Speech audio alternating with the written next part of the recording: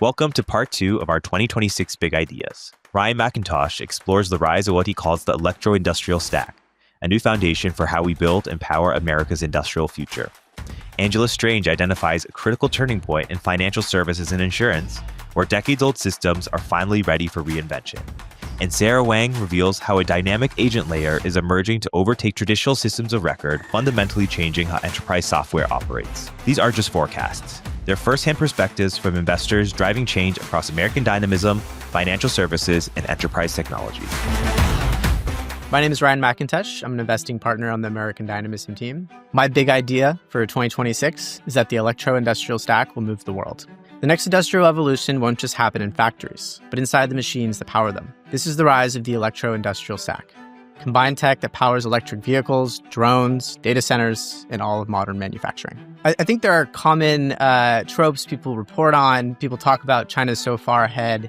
We can't catch up. And actually, you go back a couple of years ago and people were saying, China's very far behind and America's incredibly fast. So we've seen sort of like a whiplash, and now it's the opposite. I think the reality is that, the technology that China has, America can do. We're very good at engineering. We're very good at doing specific things. And in fact, even like the recent stuff around rare earths, for example, rare earth separation and processing. We know how to do this. We can do this. We can do it incredibly fast. The real challenge is building the ecosystem to do this industrially at scale and doing it at a low cost. Another example, people typically talk about is companies like SpaceX or Anduril, these large businesses that need to move incredibly fast and thus vertically integrate. In many ways, they're vertically integrating by necessity, not strategy. There just isn't an ecosystem of companies that can scale with them. That is not the case in China. There are tier 1, 2, 3 suppliers, components, raw materials that exist in those ecosystems, as well as the institutions and political bodies that allow them to move incredibly fast. Those are the things that might take years or decades for us to catch up to China. We can do the technology, but everything else needs to grow with it, or else we're just moving the bottleneck. So if you want to build the Electro-Industrial stack, or the core components that feed into these technologies in the United States, you need to blend Silicon Valley software talent and culture with industrial veterans. Even companies like SpaceX, they were pulling propulsion talent from people who worked on shuttle program and various old school contractors. Gwen Shotwell came from Aerospace Corporation.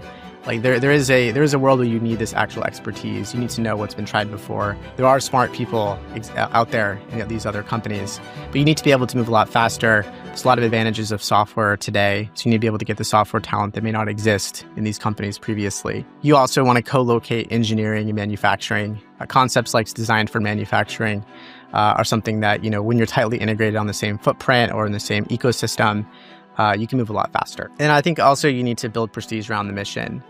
For a lot of sort of traditional Silicon Valley talent, the smartest people can work on a number of problems, and there are a lot of problems that are worthy of working on. Some of them pay more than others.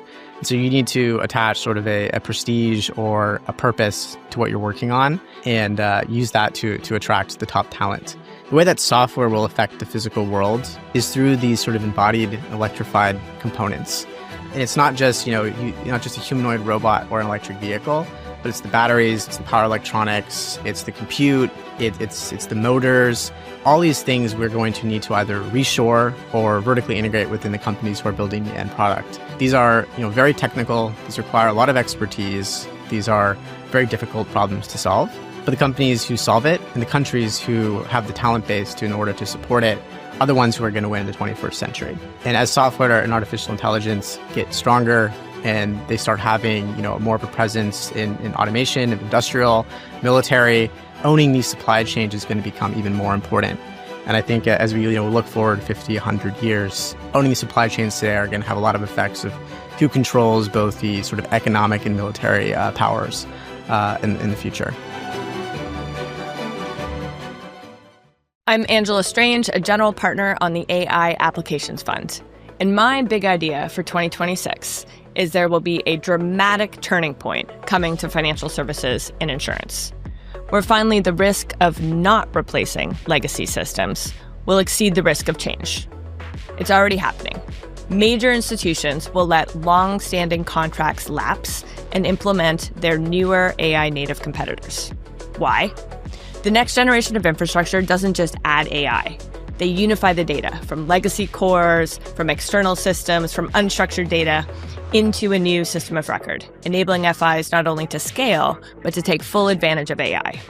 When this happens, there are three major changes that are important for both customers and builders. One, workflows will finally become parallelized. No more bouncing between screens, pasting data. For instance, your mortgage team could see the 400 plus tasks that are needed to underwrite your loan, do them in parallel, and even have agents do some of the more mundane ones for you to check later. Second, the categories as we know them are going to expand. For instance, customer data from onboarding, KYC, KYB, transaction monitoring, even how those customers behave with your customer service team could all sit into a single risk platform. Brings together fraud, risk, compliance much more effectively.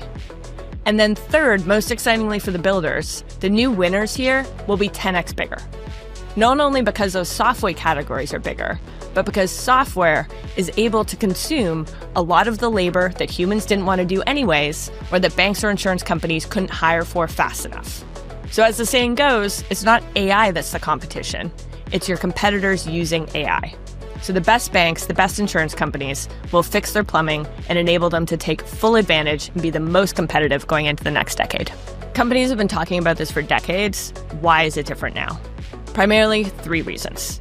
One, we have to remember that many of these companies still live on mainframes, decades-old mainframes, and their systems were already on the verge of breaking with the scale. Two, now companies see that they're leaving a lot of revenue on the table by not being able to take advantage of AI. For instance, in insurance, underwriters sometimes can't even get to the demand that they have because they're not able to process it fast enough. They can't bring in the documents, they can't scan them. This is a huge revenue upside that can be captured if you get the right system and you layer AI on top. Third, there are strong, viable options of this next generation of AI-first software, built by entrepreneurs who deeply understand your industry, are deeply technical, and have entirely re-architected your platforms to, one, enable you to scale, and two, be incredibly flexible in terms of how you can add AI on now and in the future. I see a ton of opportunity here and potentially a dramatic reordering of the winners and losers of incumbent companies based on who become the early adopters of some of these new platforms. And we're already seeing it. There's some banks and there's some insurance companies that are starting to get the reputation of being forward-thinking, easier to work with, wanting to lean in. And those companies in some areas like mortgage servicing have been able to turn areas of their business from 5% margin businesses to 50% margin businesses. And you imagine doing that across your company as quickly as possible, it's going to make a much bigger difference against your competitor that maybe takes 2 or 3 years to catch up. One of the reasons as an investor that I get so excited about infrastructure is that it's beautiful infrastructure that enables beautiful consumer experiences and beautiful business experiences.